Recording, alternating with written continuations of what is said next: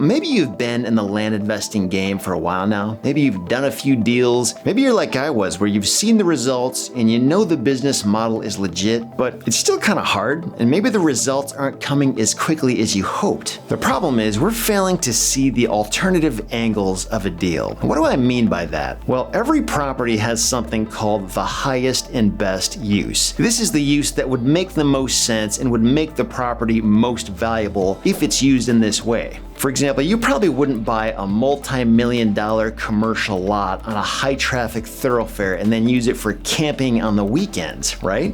If you're going to invest that much into a property, you're probably going to use it for whatever is going to make the most money. Understanding the highest and best use for a property is a big deal because sometimes a property's value could skyrocket if it's just used for the right thing in the first place. Maybe it's zoned incorrectly, or maybe it's not subdivided in just the right way, but if you could make that change, the value could go way up. Like a residential lot on a busy commercial road where a simple change in zoning makes perfect sense, and pretty much everybody would agree to that. Or an agriculturally zoned lot with neighborhoods popping up all around it that could easily be rezoned to residential. Sometimes you might talk to a seller who thinks their property is best suited for one thing, but you know how it could be rezoned or subdivided or just used in another way that would make it way more valuable than the seller knows. They may not have the vision or be willing to lift a finger to make any changes, but if you do, that property could be worth tens, maybe even hundreds of thousands of dollars more. These opportunities are all over the place, and as a land flipper, if you buy your properties cheap enough, you don't necessarily have to become a specialist in subdividing or rezoning properties because the value is going to be baked into the deal on the day you close on it.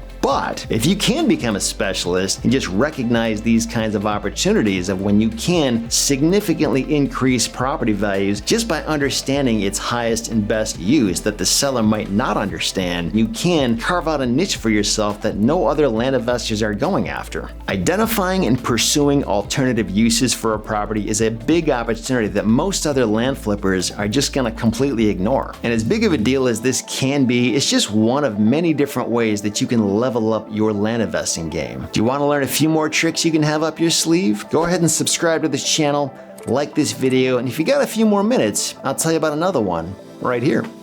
See you there.